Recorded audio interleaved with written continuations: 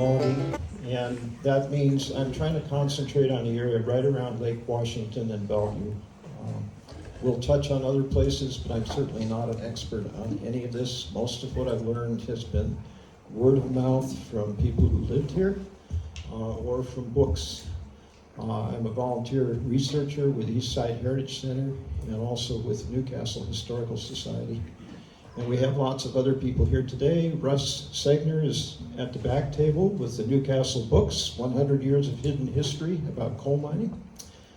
Mike Hindelkoffer is in the corner over here. He's our collections manager for Newcastle and also worked with Eastside Heritage Center and knows a lot about their equipment. This is his tool table. And then Bob Boyd is a surveyor helping with the Newcastle Cemetery project, and he has lots of tools that he's found on his escapades through the woods. So lots of help here. If you have questions, we'll try to get to those. It's a long program. I'll break it in the middle, and we have some refreshments here on the wall. And there's lots of stuff to look at. So, Eastside Logging, history of logging on the east side of Lake Washington. Men and methods, equipment used from 1860, basically up till about 1960. There's very little local logging going on anymore for profit. And let's see. There we go. So here's Lake Washington, Mercer Island, the floating bridge, East Channel Bridge, and here's Bellevue, North Bellevue, South Bellevue, Highlands area up here, and then Cougar Mountain, and Squaw Mountain, and Tiger Mountain. So a lot of the initial logging happened right off the lakes. They brought in barges and ran up cable or rope up the hill and pulled it down to the lake and went out on the water. That was an easy way to move things around.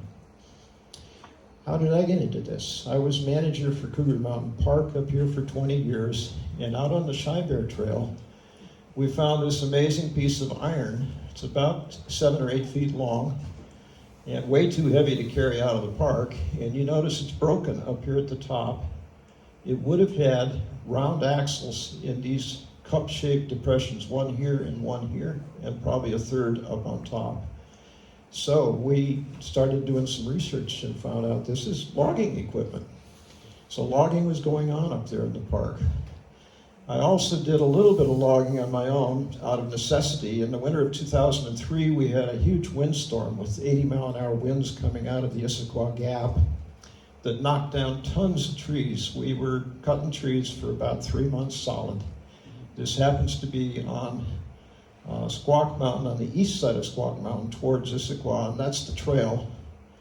But you can see maintaining a trail takes a little bit of chainsaw work around here after storms. And fortunately, we were able to recycle some of that material into footbridges and other things like that for use within the parks. Mr. Berglund lived right where the Sky Country Trailhead is now. He had worked with the coal mines, but found a flat area up on the hill for a farm. And look at the logs he was contending with. If he's 6 feet tall, that log is about 6 feet in diameter. He had twin sons. They're perched up on top here. So originally, Coal Creek, Newcastle, Cougar Mountain had big trees, no question. And that's what settlers up in the Northwest found when they first came out here. Huge trees, thick forest, right down to the edge of the water. And you notice here the size of the wagon wheel and the horses compared to the log. Imagine kind of cut a log wagon road through the woods up here. It would take weeks to go 100 feet, 1,000 feet. You got to drop the log, and then what do you do with it? How do you get it out of the woods? You have to section it up. And quite often they followed the example of local Indians. They would cut holes in the top and start a fire and just let it burn itself down over time. That was the easiest way. The mayor of Cougar Mountain was Fred Browns. He lived right up here at the corner of 166th and Cougar Mountain Way for about 45 years. He worked in the coal mines. Fred's railroad trail was brushed out by Fred and his brother as a teenager. But when he retired at about 70 or 80, he had an arrangement with the Pacific Coast Coal Company to monitor their gates. And in exchange, he was allowed to cut alder for firewood. And so that was his income. His retirement income was cutting trees every day in the woods on Cougar Mountain. People would get lost. They'd drive up these old dirt roads up here and say, "Where are I?" And of course, Fred got to be known as the mayor of Cougar Mountain because he knew where everything was. Again, tall trees, good-sized men, but look at the size of the trees. Long, straight, beautiful timber. The sailors on square rig ships were just awed by these trees because now you can make a single mast and run your sail all the way up with just a huge block and tackle, and far fewer men than had to climb up the old square rig ships. How do you get it down?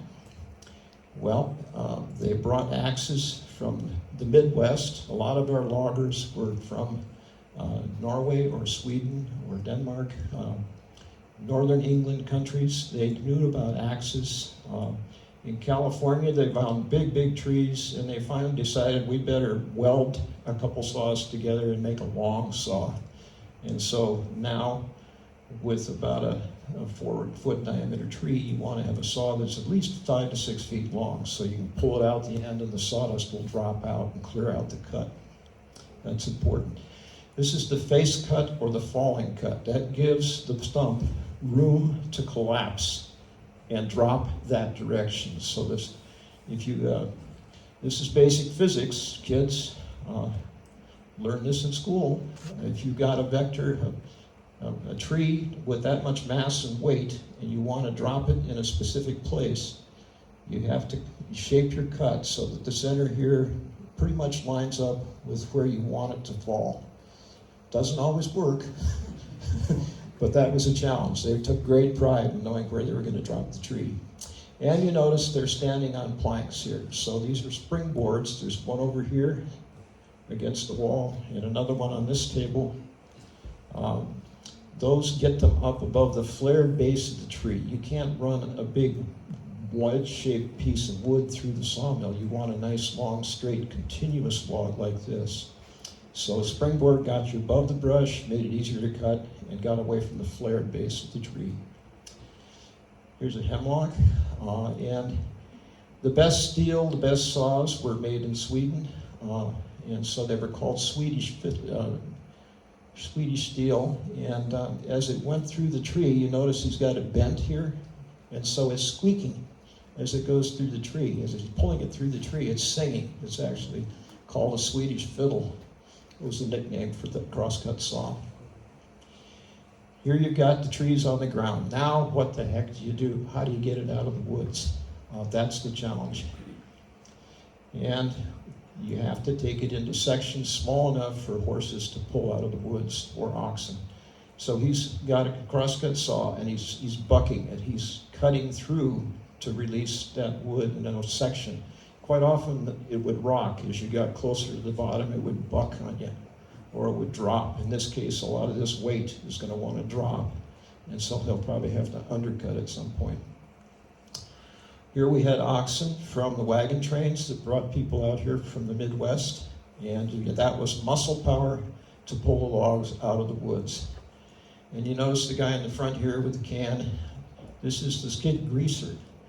And usually it was a younger guy. He had to be pretty agile, but he's gunning on ahead and using bear grease or dogfish oil to lubricate the logs underneath so that the big logs will skid across it. That's a skid road.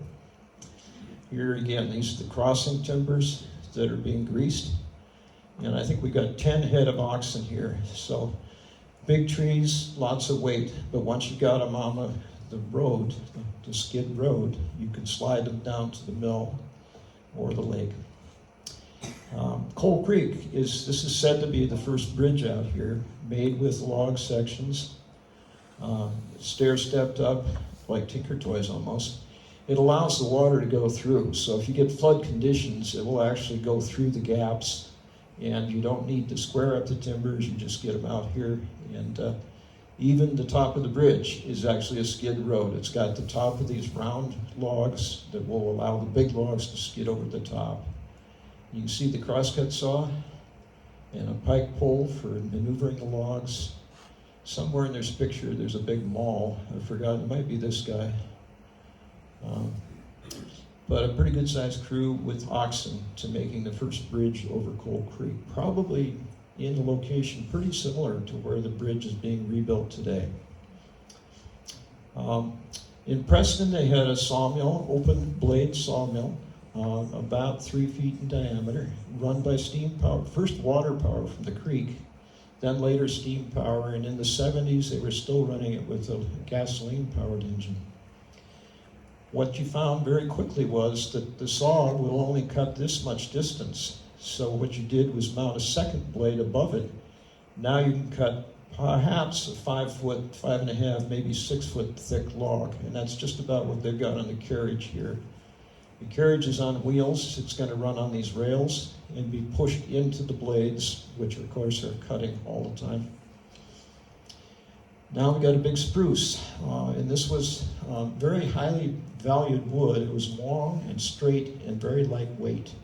And they found that it tolerated bullet holes in World War I, and so there was a huge demand for spruce for airplanes in World War I. And so there was a whole battalion of soldiers sent out to the Olympic Peninsula specifically to locate spruce trees. I think it's one of the reasons we don't have too much spruce in the local woods, except that which has been planted in the last 40, 50 years.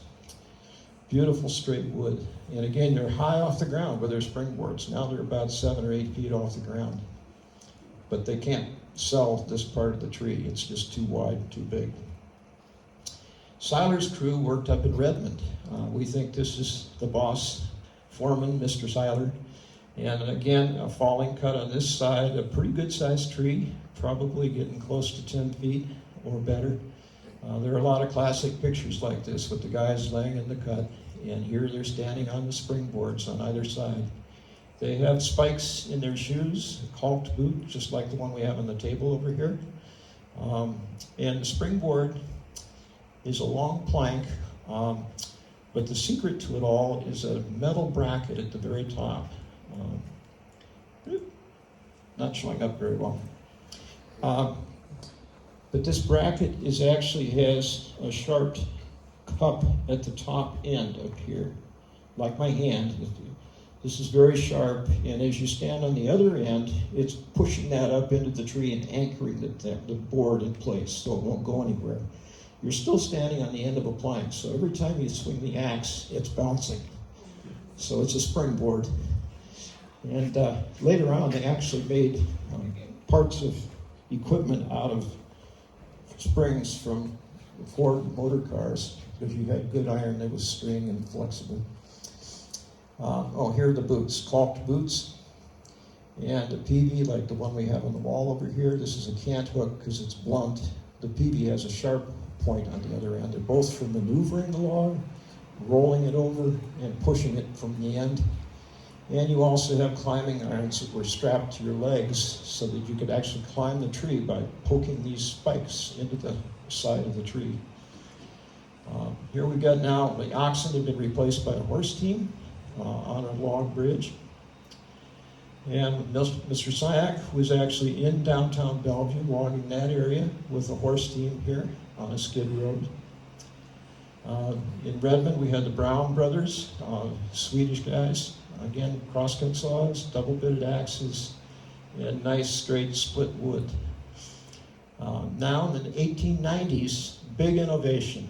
They had steam engines brought up into the woods with a boiler, creating high-pressure steam, and that drove these massive winch wheels, which now had wire rope on them. So the manila rope that had been on sailing ships has now been replaced by steel rope, but they still called it wire rope. It's just carryover. So this steam engine has pulled the logs in up the hill to this point. The horses are going to take it on down the skid road on a downhill run. Here's another drum here. This is the line that has to go out in the woods. It's still metal and it's heavy, so they needed a horse to take it out maybe 500 feet or more to pull the next logs into this area with a steam engine. And that's called ground lead logging because you're pulling it along the ground. and they snipe the front end. They shape it so that it won't snag up on the ground. And here the main line is pulling this way. That's your lead. And your choke setter is here around the end of the log. You can change direction by pulling attaching to another stump over in this area. That'll actually change the direction of the log as it heads in. And this was a great invention. Metal rails for railroads are expensive and heavy. And we didn't have that kind of money out here, but we had thousands of skinny poles. So they took skinny logs, shaved them down, and made rails out of wooden logs. Those are round on top, and so the wheels were made with a concave shape to them, just like the ones on your car. If you took the rubber off your car wheels, your wheel would be concave like that. But it was a cheap way of creating a railroad through the woods and putting the logs on a cart that could be then pulled by the horses. Here we've got an even bigger one, 6-foot diameter poles out in Bothell with a huge cart. You look at the guy standing on it, and again 10 oxen pulling it down to the lake for floating on out to the mills.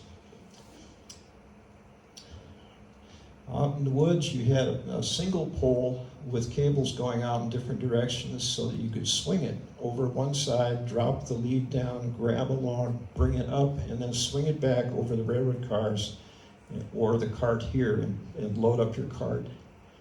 So that's a lot of weight for just that. It looks like maybe 4, possibly 6 horses. But we're pretty much on level ground here. Up in Kennydale, they're using wagons. Look at the size of the log. I kind of wonder how much weight is on those axles. It's iffy. You know, you're stretching the limits here.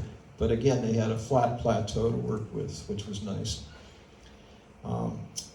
It happens to rain in the Washington woods. Big surprise. So the poor loggers were wet almost all day long. I mean, they went out early, and they were there sweating like crazy and came home pretty damp. And so you had a little stove in the bunkhouse, and up above are all your wet clothes and dirty socks, and you can imagine the aroma was pretty Here are the bunks. You know, you're sleeping on usually hay or straw, and you're dead tired, so it doesn't much matter. I mean, everybody sleeps pretty good because they've been working like crazy and burning lots of calories. They say for an adult man, it's roughly 2,000 calories a day. These guys are eating 10,000 calories because they're burning it all up with huge physical activity. Here we've got a hemlock. They've probably cut most of the way through, and it's still, because it's so straight and so heavy, it's not willing to fall. And so they're using steel wedges and sledgehammers on the back side, again on the springboards, whack, whack, and then you listen. Is it creaking? Is it cracking? Is it starting to go? Once it cuts loose, they're going to jump down and go sideways away from the butt of the tree so that it doesn't kick back and hit them when it hits the ground. Again, Northwest cedar, see the long, straight, stringy bark?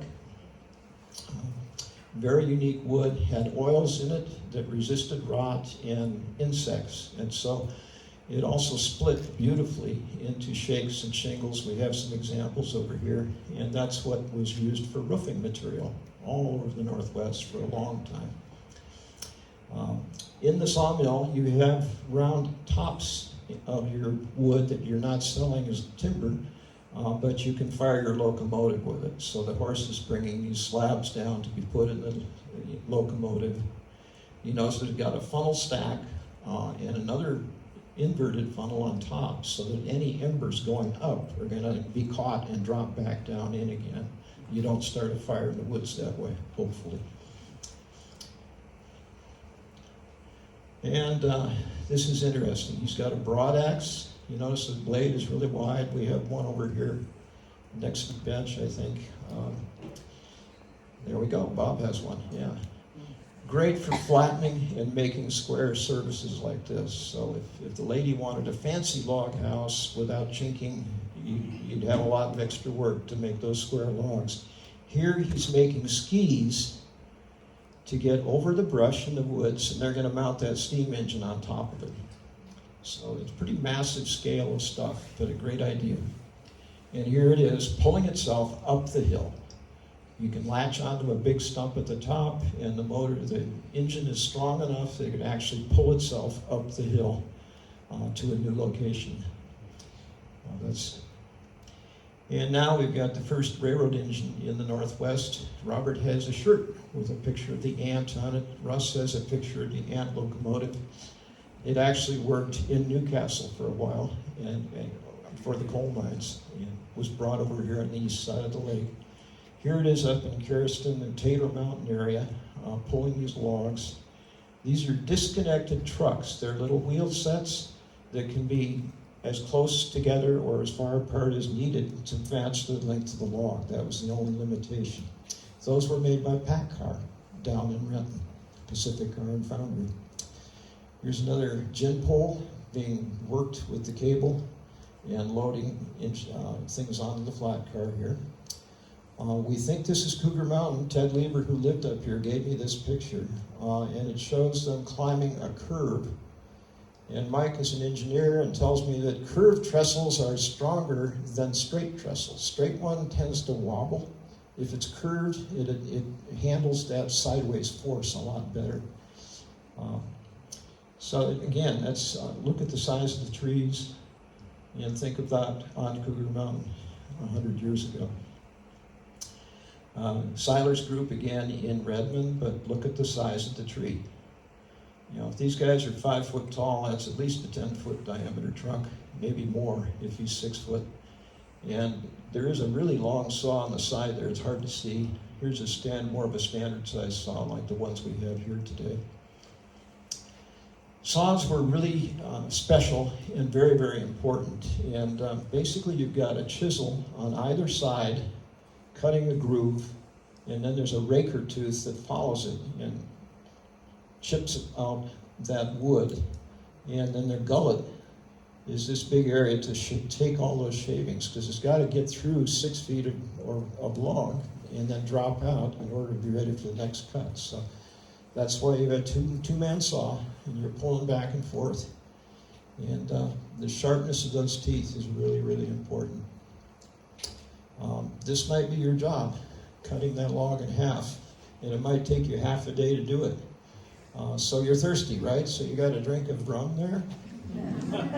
No, it's actually kerosene to lubricate the saw blade, because as you're going through Doug fir, you're catching a lot of pitch, which makes it sticky, and then your blade is going to get stuck in the curve here, and you're going to have trouble. So that's actually lubricating the blade. And Mike has one here, very similar.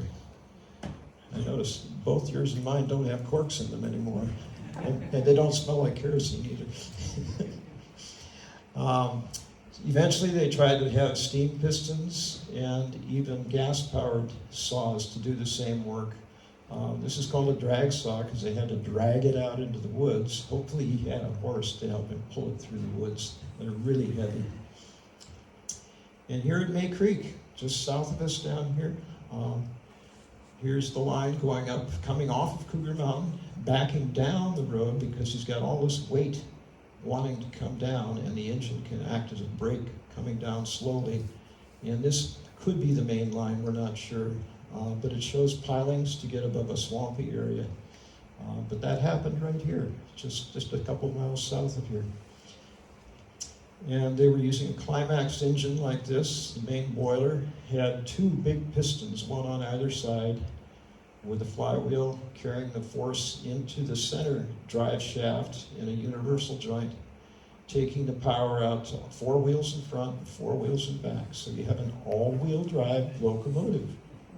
We're so proud of our all-wheel drive cars. 100 years ago, they had all-wheel drive locomotives. Hewitt and Lee, lumber company right in Bellevue, where the trestle is today, next to 405, just west of that in the swamp. That's where the lumber mill for Hewitt and Lee was. Red cedar shingles, air-dried fir lath, and rough or surface logs up to 84 feet long. That's quite a bit. And one thing that helped them out was a splash dam just about where the trestle is today. They dammed up the creek, so Kelsey Creek created a whole valley full of water, and all the logs could be pulled off the hills on the sides, brought down to the water, and floated. And that helped clean off the wood, and they could stockpile a lot of wood. And then the slough itself is slow and shallow, but when they released the dam, then that big push of water would shove these huge logs all the way out to Lake Washington. So that's called a splash dam. This is an amazing picture. This is 1897 by the U.S. Forest Service outfit later. But it shows Mercer Island. Seattle now is pretty well developed with lots of industry. We have railroads coming out. But the east side is still sparsely populated with just a few roads. And the amazing thing is the colors on this map. Here we have, again, 1897. What this is showing is all of the yellow close to the water has already been logged and is restocking, as they call it. They're allowing it to regrow trees or sell it off for farming. The green areas have not yet been cut, and the brown areas are supposedly burnt and restocking. So perhaps this circular one at the top of the hill, this would be about where the top of the summit is today. Maybe it was a lightning strike because it's right in that little circle. A lot of the Issaquah area is already logged, especially down in the Squaw Valley area. And again, close to the lake, Monaghan Mill was over in this area.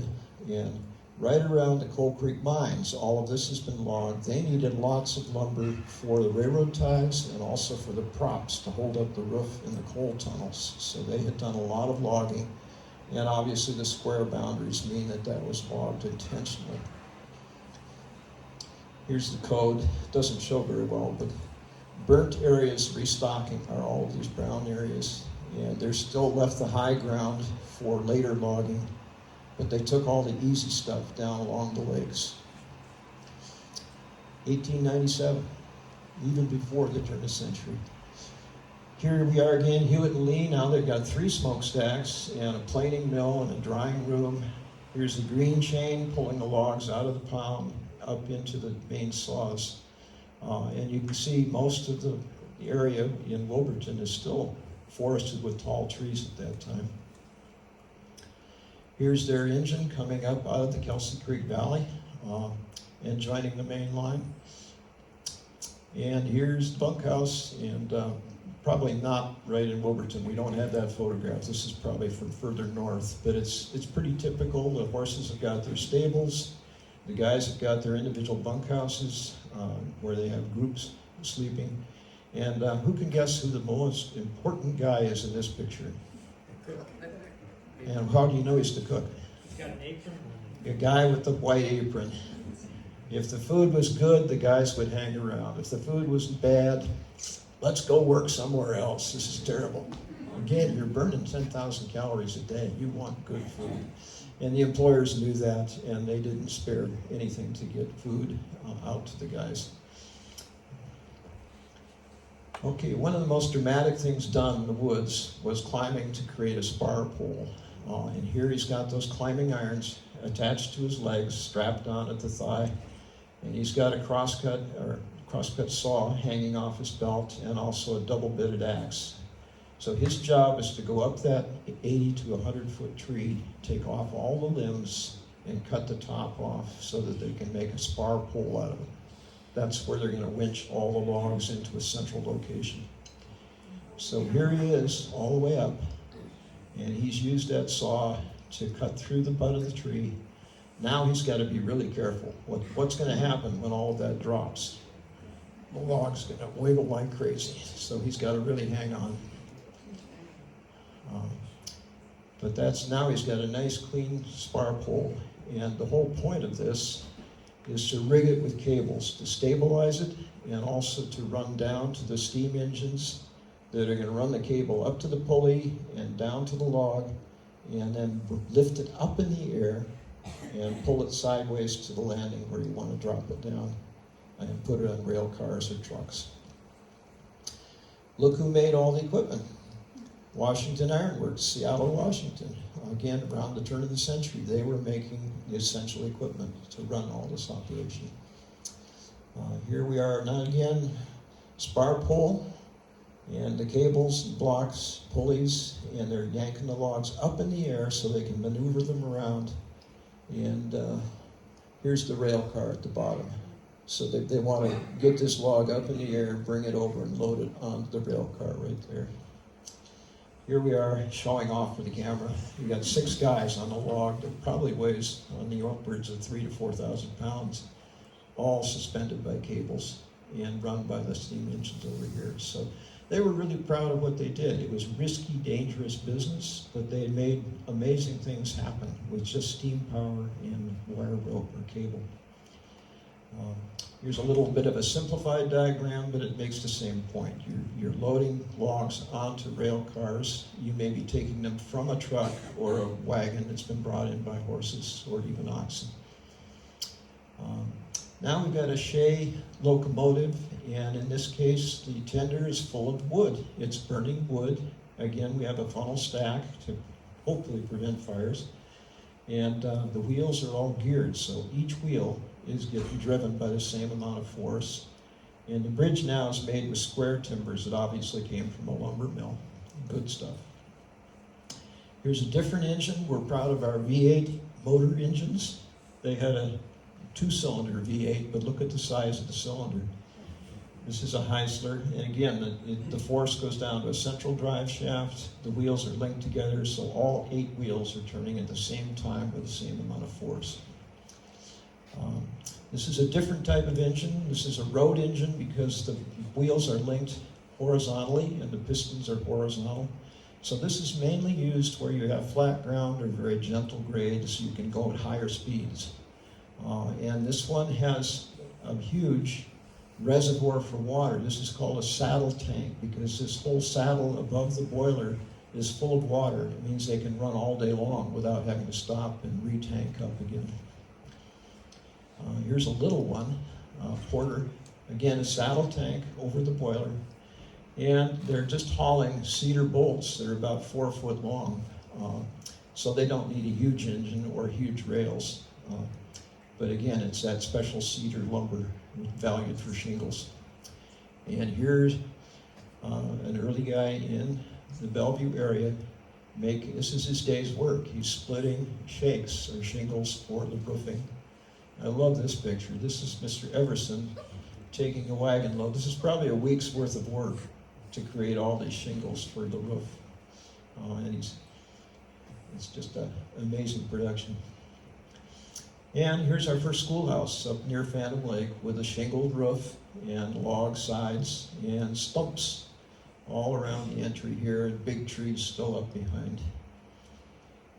Here's a shake house. These cedar actually split long enough to go this long with a single plank, and they could very quickly make the walls for the house. The smaller shingles are on the roof, and even the chimney is made out of wood.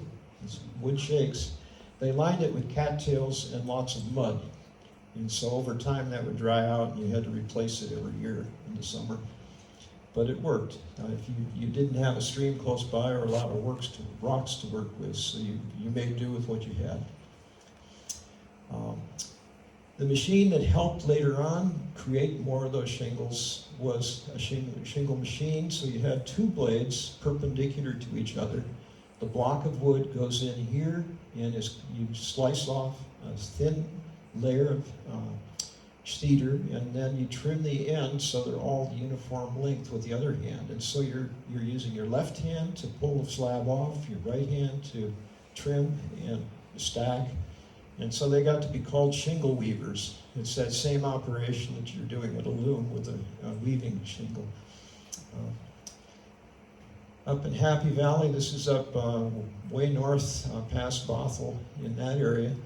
Big broad valley, which still is there today. Great for farming, but all the woods around there, they needed wood for their houses and their fences and their rails and all that kind of stuff. They thought it was a wonderful place, so they called it Happy Valley.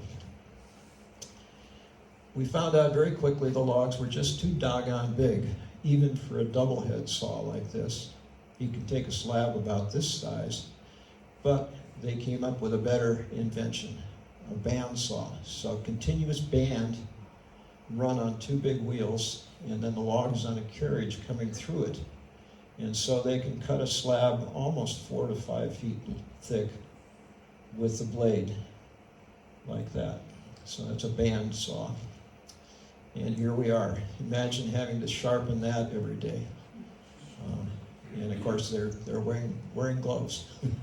Thick leather gloves, I hope. Typical sawmill had a pond to wash off the dirt and mud, and it kept the wood softer, which made it much easier on the blades in the mill to cut. And in this case, they've got a water tank tower to supply water for the steam engines and boilers, 4 stacks here. So this is a good-sized operation, even though it looks pretty casual. Even bigger one was on Lake Sammamish. This is up at the northeast corner of the lake. The Daisy, the little tugboat here, had to maneuver all these logs around, get them over to this area where the pilings are, and make sure they all stayed put during windstorms that were coming up the lake. And then the mill could say, well, we need 20 logs, 30 footers, all cedar. Go find them and bring them back to the mill. And he could do that. You know, that's how they sorted the lumber. Much easier to move around, but it's floating. Here's the mill. Huge operation. The Seattle East Shore Railroad was already occupying the east side of the lake there. So the mill was actually built on pilings out over the water, the majority of it. And if you go canoeing out there today, you can still see those pilings under the water, and that's a great place for fingerling fish to be raised, and ducks and cormorants are nesting out there. It's become a great habitat area for wildlife now. Preston Mill was up in the area of Preston, and again, look at all the lumber they've got stacked, ready to ship for different lengths, different materials. The flume actually came all the way up from Upper Preston. It was actually a trough with water running through it, so they could cut lumber up on top and send it down to the mill almost 1.5 miles, 2 miles, running it down this trough full of water. Apparently, I think Bothell had one that was even longer, about 6 or 8 miles. And the kids would float on it to go fishing. They'd hike up to go fishing, and then they'd ride the slabs back down to home at night. East side of Lake Sammamish, this is down towards Issaquah in an area called Monaghan. Here's the rail line and the mill and all the lumber stacked to go. This was a company town, so these are all company houses built pretty much the same.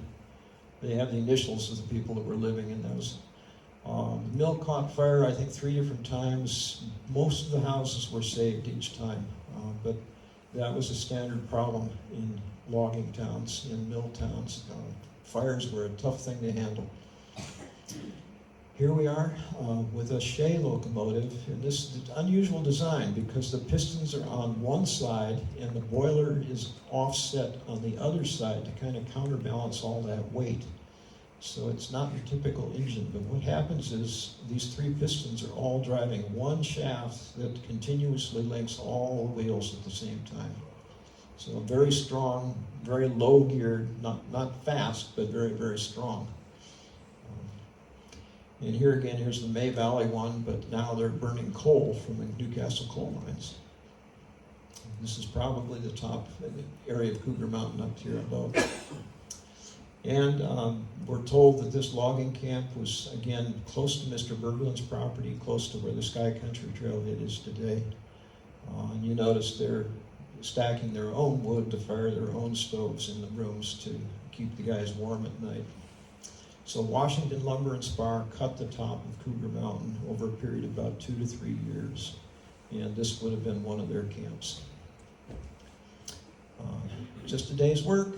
Cutting down a couple big trees, and you see the saw is very flexible, double-bitted axe. You can use one side in the morning and the other side in the afternoon, and if you have time, you can sharpen them out in the field if you need to. Again, you snipe the ends of the logs so it won't snag on the ground when you pull it. And here's your cable is choked around it and ready to pull out of the woods.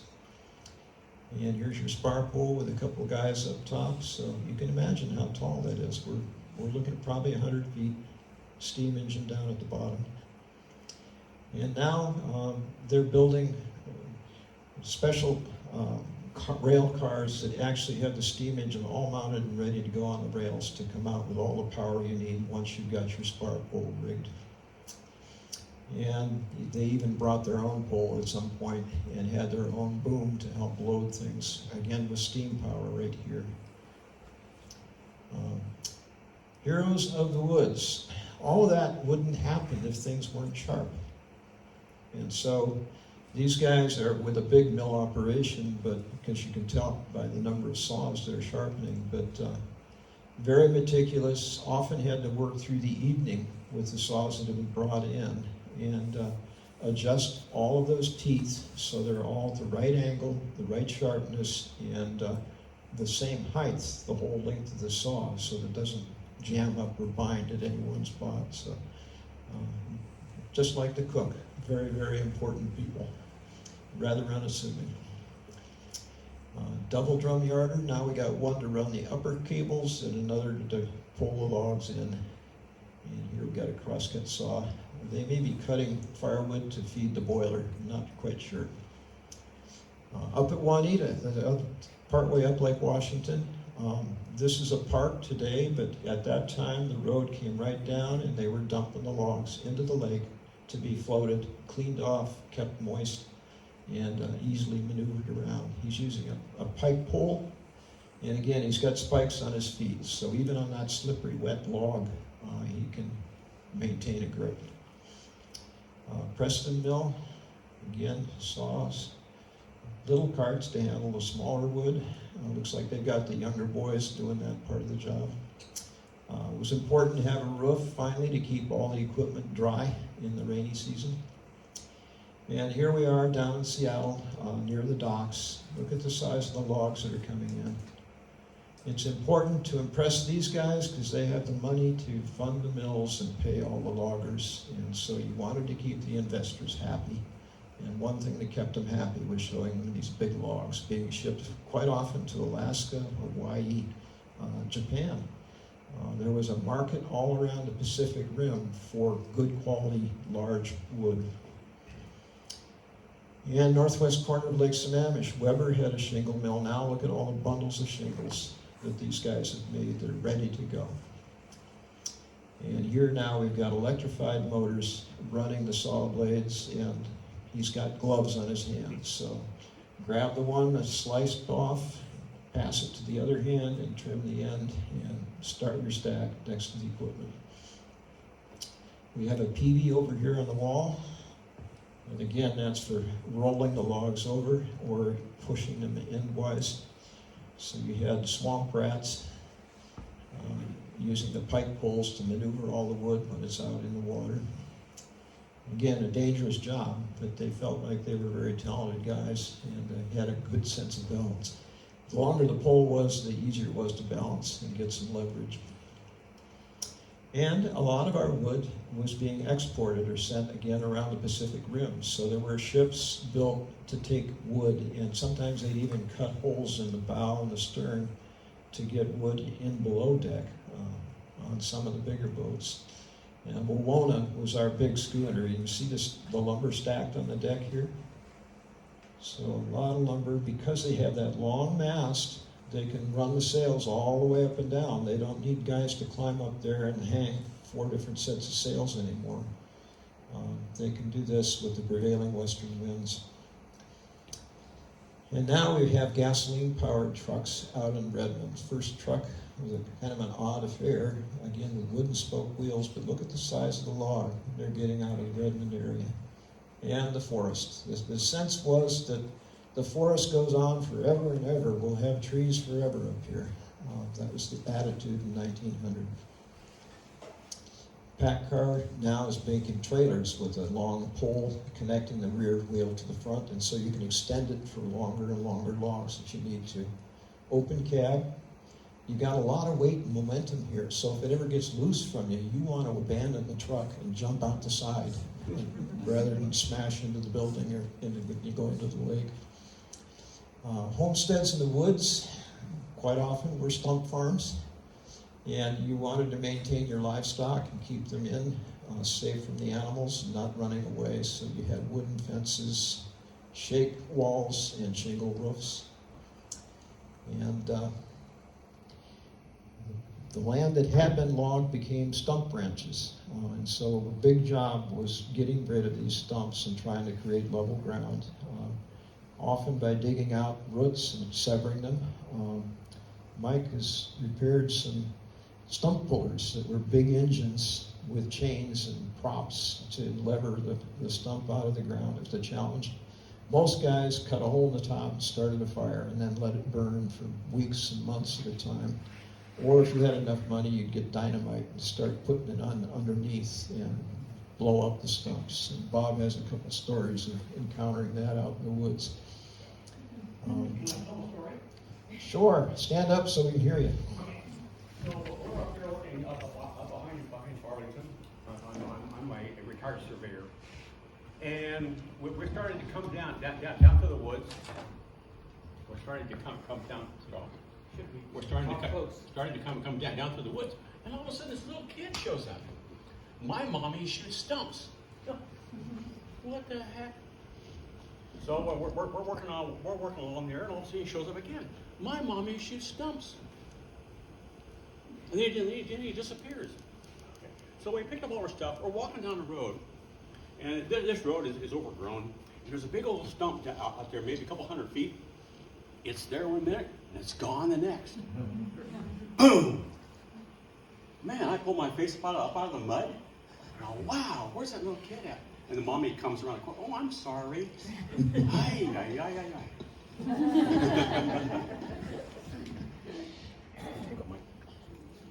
So even the ladies played with dynamite. Yeah.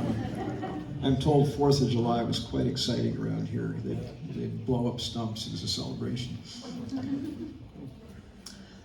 Here we are with a chain drive. So the trucks are advancing now because there's a need for strength and mobility out in the woods. But again, no cab. And I don't know if this is part of the handlebar or if it's actually a carbide lamp. It might be a lamp for driving at night.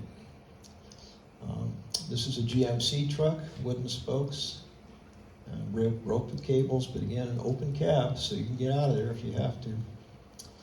And the war surplus Mack truck from the First World War, with a long extension boom to get to the rear wheels and take longer logs. And this one was given to me by Fred Rounds, who actually drove one of these things up on Squawk Mountain on trestles like this, very ramshackle affairs, built with existing rooted trees. And they did have curbs, but he said they were solid rubber tires, and when everything was wet, they would slide all directions. And so he always wanted an open cab so he could abandon ship if he had to.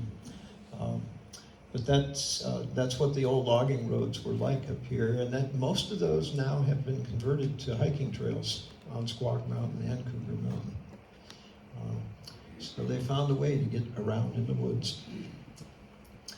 And 1909, we had our first World's Fair out near the University of Washington, the Alaska Yukon Gold Pacific Expedition. And so World's Fair, we really wanted to show the world about forestry and logging resources out here. So look at the fence and the pillars, all made out of logs with the bark still on them. 4.5 foot thick logs, just like Greek pillars. It was there on the university campus for about 30 years until the termites and the wood beetles got under the bark and kind of disseminated all that good food. The loggers had their own little special house at the fair. It was called the hoo-hoo house, because if you're working in the woods, you're hearing the owls hoo-hoo-hoo, hooting. Sometimes that's when you get up at dawn. It's time to go to work. And you notice they have black cats on the roof and then around the entrance, because we all know cats have 9 lives, right? Loggers needed 9 lives. It was a risky business. Hewitt and Lee, again, our own lumber company in Bellevue, and here he's bragging about get rid of the middleman, deal directly with us, because we have billions and billions of feet of standing timber in Washington State, British Columbia, etc. And we can mill whatever you want to your specifications, so deal directly with us at Hewitt and Lee. And here we have the Shea locomotive coming around the corner. Again, all wheels are geared. Here he's got a jack, so he can use pressure to strengthen the relationship between these logs and maybe tighten the chains around them. And again, it's a curved trestle, which gives it more strength. And now we're in the skyline lifts, especially at Cougar Mountain, where you have valleys and hills, and you can get the logs off the ground using your steam engine and that wire rope and pulleys and that long, long cable to get it up to the landing up at the top. And I think we'll take a break at this point and have some refreshments. You can look at the tools on the table and ask questions, and we'll get into more recent logging later on. So this is a skyline lift. It's very similar to what was done at Cougar Mountain, where you have ridges on both sides, and you can actually winch to the top where your rail line was for Washington Lumber and Spar. The guy down at the bottom of the hill setting the chains around the end of the log is called a choker. It takes some muscle and some activity to move around that fast. Bennett Logging Company was at the northeast corner of Cougar and took their logs down to what's called Timberlake Park on Lake Sammamish. And then they were floated over to the east side to the Monaghan Mill. Again, a Climax engine. And now we've got the whole winch set up on the rail car. Look very closely here. You can see the wheels, and here's a triangular mount with an axle, and a second smaller one with an axle. Very similar to that iron frame that we found up on the Shy Bear Trail on Cougar Mountain. They also were using steam shovels to create a level grade for the railroad lines through the hills. And like in Wilburton, we needed a trestle across that valley. May Creek, the railroad line for the coal mines, was a 1/4 mile long and 138 feet tall. And they replaced the narrow gauge rail trestle with a standard gauge rail trestle. So logs were very plentiful, and the guys who knew how to use them were pretty talented. So here they're driving pilings, and then they're actually adding trestle bents to the top. These are pre-made sections that are winched up and put in place for the upper levels. Here's a really nicely built one, very standard. And again, they're showing off with their Shea locomotive and the big logs coming out of the woods.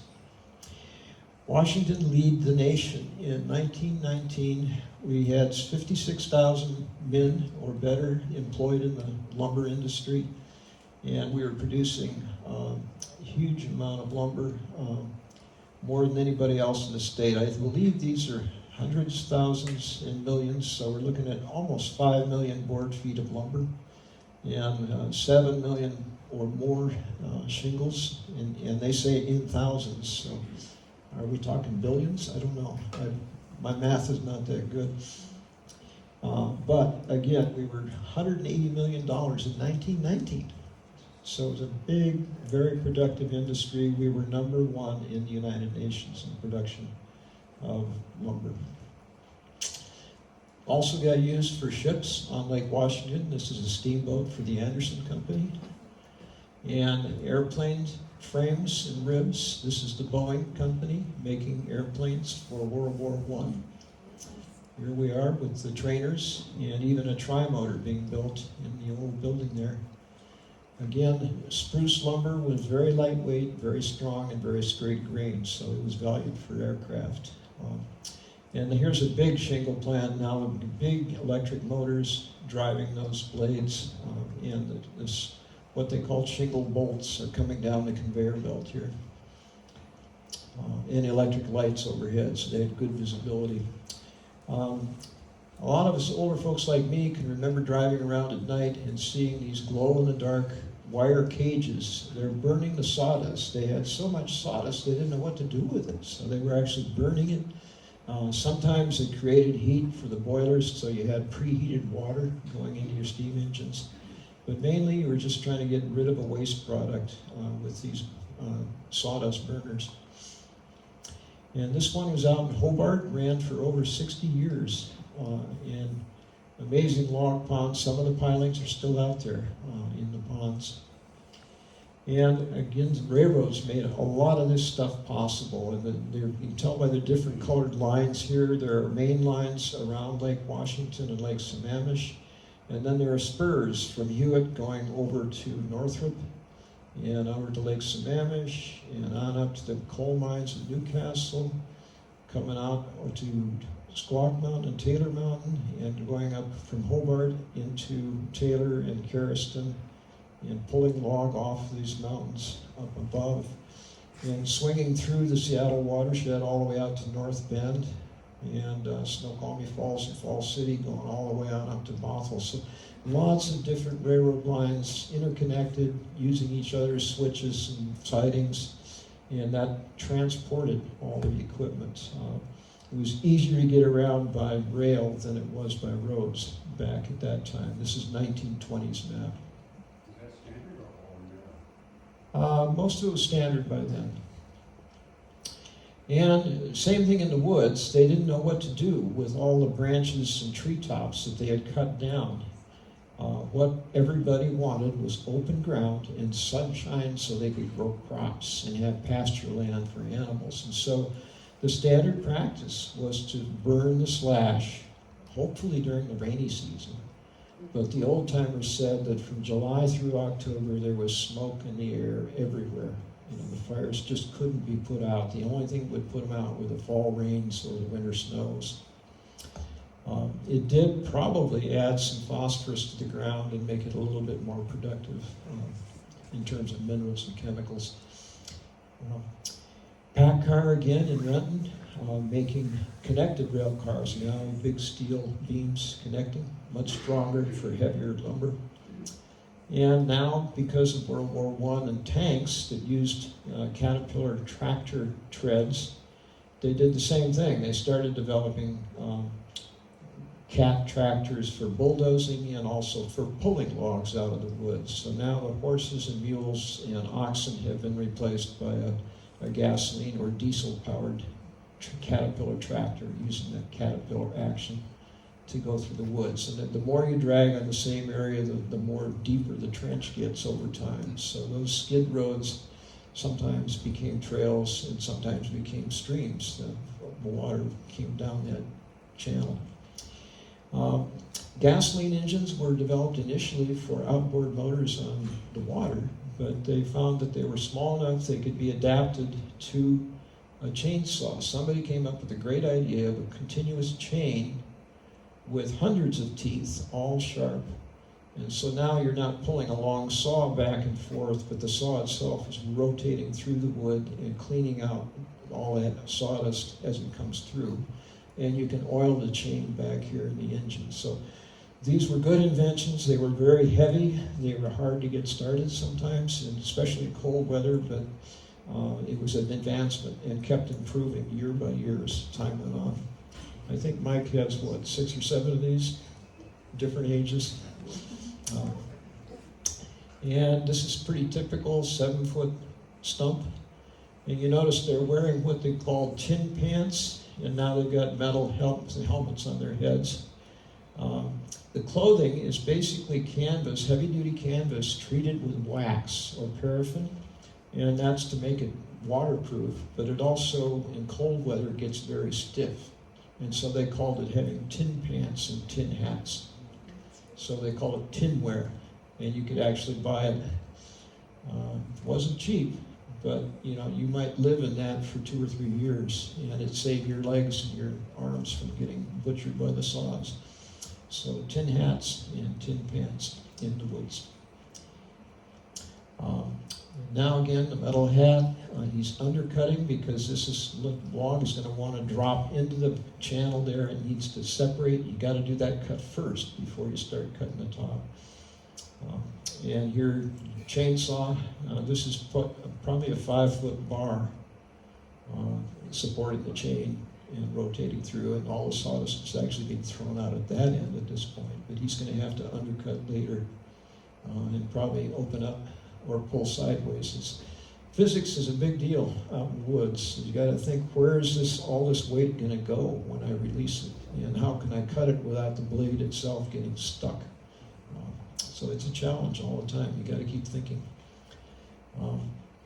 And this is the jest or the brag of most loggers, that I've only had shadows fall on me. He's cut it, it's starting to crack and creak and go, you know it's going to fall. You want to go perpendicular away from that, because when it hits the ground, it may bounce, and that butt end may come back and kick you in the teeth if you're still standing there.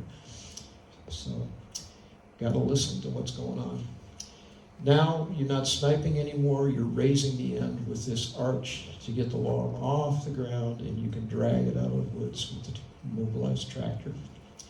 And now you've got big logging trucks and chains and come-alongs to tighten the chains. We've all seen these out on the roads, especially out on the peninsula. Internationally, there are a lot of major truck manufacturers doing all this. There's a Peterbilt. He wouldn't go on the highway with all this stuff falling off. This is a Weyerhaeuser road up near Fall City, inside the logging area. And again, cable spar allows you to clear the whole hillside. You're running a cable from a high point to a high point. Here we got 3 log engines doing the winching and loading, and the rail cars are here going on out to the mill. I threw this one in just because it shows you 1940, the East Channel Bridge was all made out of wood. Look at all the pilings, and even the siding here to keep ships from banging into the main supports as they went through the channel. Now it's been replaced by a steel bridge in the distance here, and this is the Barbie Mill, which was on Lake Washington, just about where the Seahawks practice stadium is today.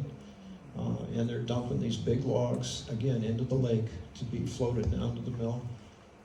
Here's the Barbie Mill, and here's their log pond with all the various sticks corralled. May Creek is actually going out here, this little channel on the side. And today, this is a very fancy housing development area, and the Seahawks outfit would be down in this area. And they were taking booms. When you get a raft of logs all put together, it's called a boom sticks, and they're towing them through the Mountain Lake Cut to the mills in the Ballard area now. Modern chainsaws, very important to keep the teeth sharp and to file at the same angle for each tooth. And that's a skill that loggers develop very quickly, because it can make a huge difference in the amount of time it takes you to cut something. But that's a job for lunchtime or break time in the morning and the afternoon. And quite often you'd carry 2 or 3 chains out in the woods with you. You're limbing up the tree, again, done much, much faster this way instead of trying to do it with an axe or a handsaw. And now you've got a movable spar pole that can come out into the woods and be supported with cables going up and have pull from downhill up the hill there. Talking tutor, this is the guy that's signaling the folks with the winch to pull up or down.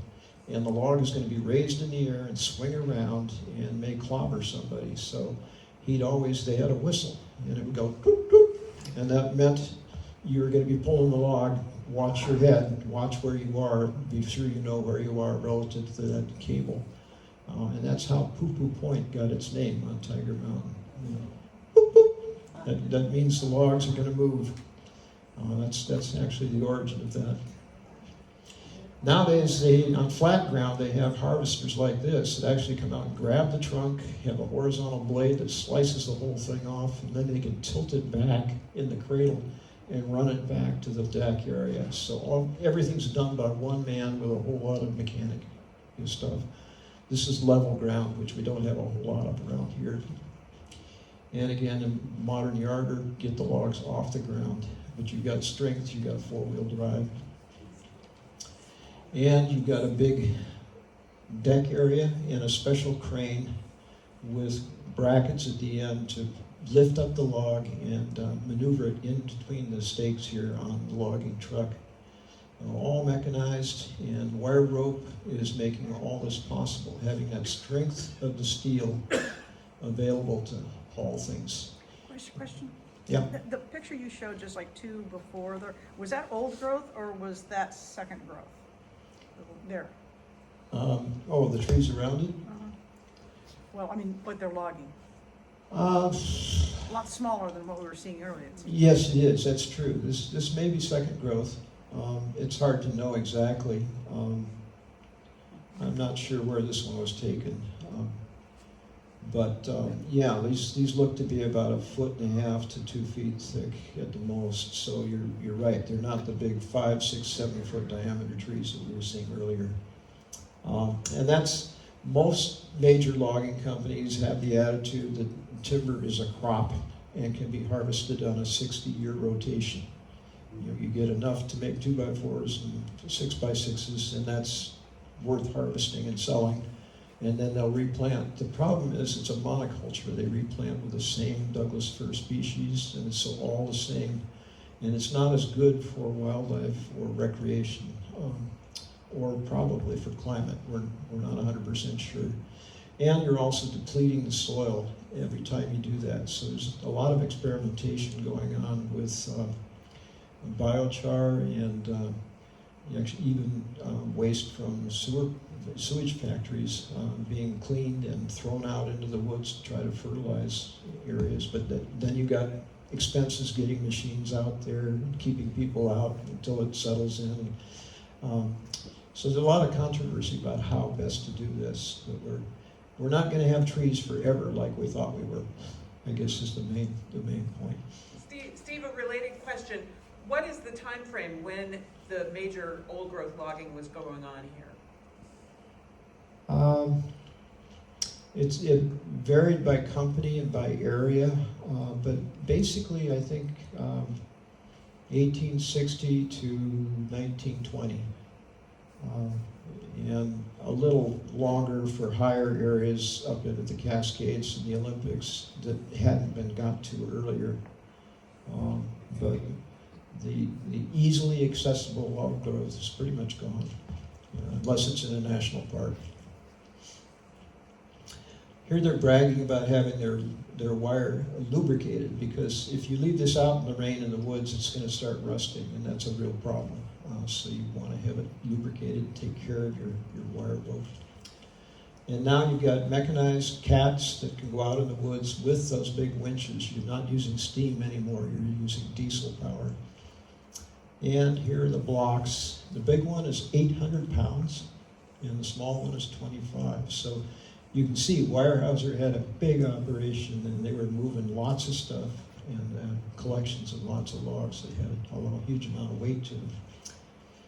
And you've got power winches, similar to what we had before. You've got your reels mounted fore and aft, but now the power is all provided by diesel. And now you've got a claw loader that can actually grab the logs out of the deck, lift them up, and drop them onto the truck very quickly if you have enough level ground to work with. And a lot of us can remember seeing trucks going down the highway with the rear set of wheels mounted on the carriage here. They're saving the wear and tear on the tires by doing piggyback back to the mill. During World War II, the men were all off fighting the war, and their wives and daughters were the ones running the sawmill up here in Weyerhaeuser. And when everything was over and things got back to normal again, 1948, here we've got the stage show, the Klondike Capers. So the loggers are having some fun of themselves. It's kind of cute. Here we are. Here's my piece of iron out on the trail at Cougar Mountain. It tells us this is the ridge line on the High Bear Trail. On the opposite ridge, there's the end of what was called Fred's Railroad. Remember Fred? He brushed out the trail to get the rail out to that ridge line. They could string a cable across between the two ridges, use the steam donkey engine to lift the logs off the ground and take them up to the landing, just like this. So imagine Shy Bear being over here and Fred's Railroad being over there. They're taking all these trees, lifting them up out of the valley and taking them over there. And the northwest corner of Cougar, where the Harvey Manning Trailhead is, there's a road going downhill to Issaquah. It's actually got orange particles in it from the brick plant, crushed cinders to dry out that road. And that was a road used to haul these vans that were collecting wood chips. They had this machine that took small poles, ran them through, chipped them up, and all of that was being sold to make paper. So our newspapers, our grocery sacks, all the things we use that are made out of paper actually come out of wood. But it left a very open hillside there that's now almost entirely alder. And so the county parks has actually hired a couple foresters, and they're actively trying to locate areas where they can release the old trees like the alder that's rotting away after 60 years and replace that with conifer trees like Doug fir and red cedar and possibly spruce, and or even in some places, Belleville's experimenting quite a bit with sequoia, which has a much longer lifespan and can tolerate the higher temperatures of the warmer climate. So this is what it looks like when they're done. It's wide open, and alder seeds move in very quickly. So does blackberries and Scotch broom. So if you've worked for parks as a volunteer, you know about removing invasives like English ivy and holly and things like that. And you wind up with road systems and landings or spar pole areas like this. And this creates a patch out in the middle of the forest. Where's Don? Don Potter with Newcastle wanted me to remind you that June 1st? Yes, June 1st, 4 p.m. June 1st, 4 p.m. at the Newcastle Library. And Charlie Raines, is that correct? Yes. Is going to be talking about patch cutting. What's the other term? Checkerboard. Checkerboard. Because when the railroads were enticed to build the rails out here, the government allowed them to get every other square mile of land, which they could then sell to logging companies or to cities or people that wanted to homestead, whatever. They could make money by selling these square patches of land out in the middle of nowhere. But what you wind up with is a cut area, square mile, and then forest on all sides. And that's really hard on the wildlife and the environment. And so the parks have been trying to figure out how to unify that, maintain wildlife corridors, and protect the stream valleys and channels down below. Today, you can take a lot of that slash and grind it up into compost. And here today, there are reminders of all this. This is downtown Issaquah, right next to the museum. They have a donkey engine mounted on a rail car right next to the library, the visitor center there, the old railroad museum in Issaquah. This is Squawk Mountain behind it, which had been logged. And this is near the trail center, just down a little bit further towards the community center. Here's log skids, these two logs put together with the donkey engine mounted on top. And here again, there's a metal framework with two triangles and the big drive wheels and the pistons for the donkey engine. Got the name because initially they were pretty weak. They could do the work of one donkey. They're much stronger than that by the time they got done. In downtown Renton, next to their museum, of course, pack cars in Renton.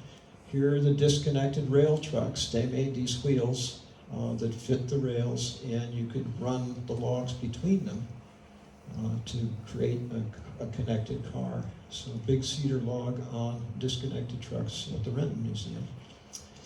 And in Overton, I just happened to pull up behind this truck one morning, and here the logger now has his truck with a lift system up above. He has hydraulic motors and a crane. He can actually reach out, pick up the log that he cut, and swing it over and drop it on his own truck. So one or two guys can do all sorts of work in local neighborhoods now. This is urban logging.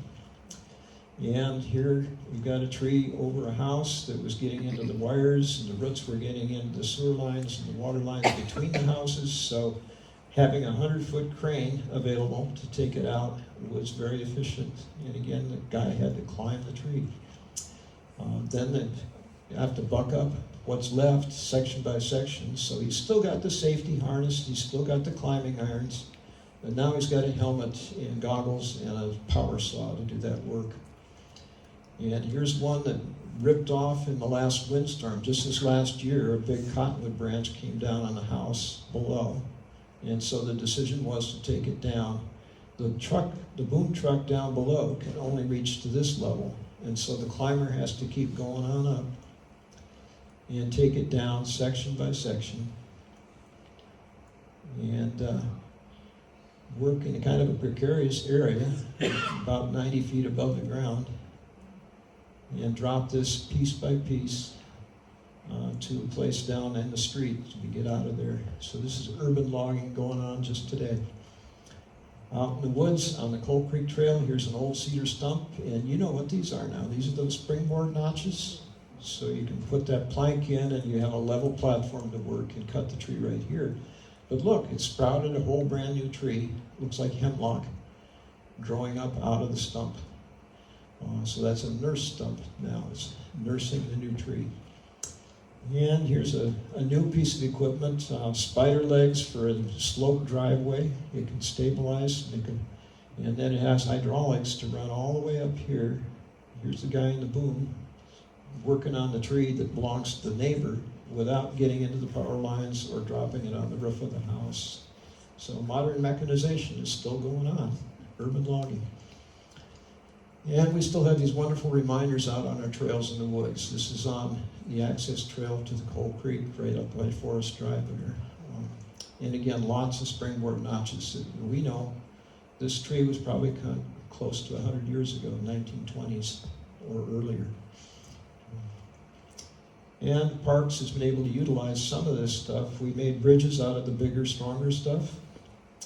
And these are 36 feet to get across the gap there on the Squaw Mountain Trail, Eastside Trail up Squaw. And this was an early Coal Creek bridge. And we even made benches for scenic viewpoints out of old logs. And when you're hiking out in the woods, you know this is cedar because of the flared base and the straight grains, but it's a good-sized tree. And Weyerhaeuser was raising seedlings, hundreds and thousands of them, to go out in the woods and get them started. And in the year 2000, we had volunteer programs planting trees during the winter time. That's still happening. I think Bellevue is sponsoring programs like that even now. They're trying to synchronize it with the rain. So the best time to plant is really around November, when you know you've got cool temperatures, definite water and soil and rain coming on to support the trees. A lot of volunteers want to work in July when it's warm and sunny, but that's not the right time to plant a tree.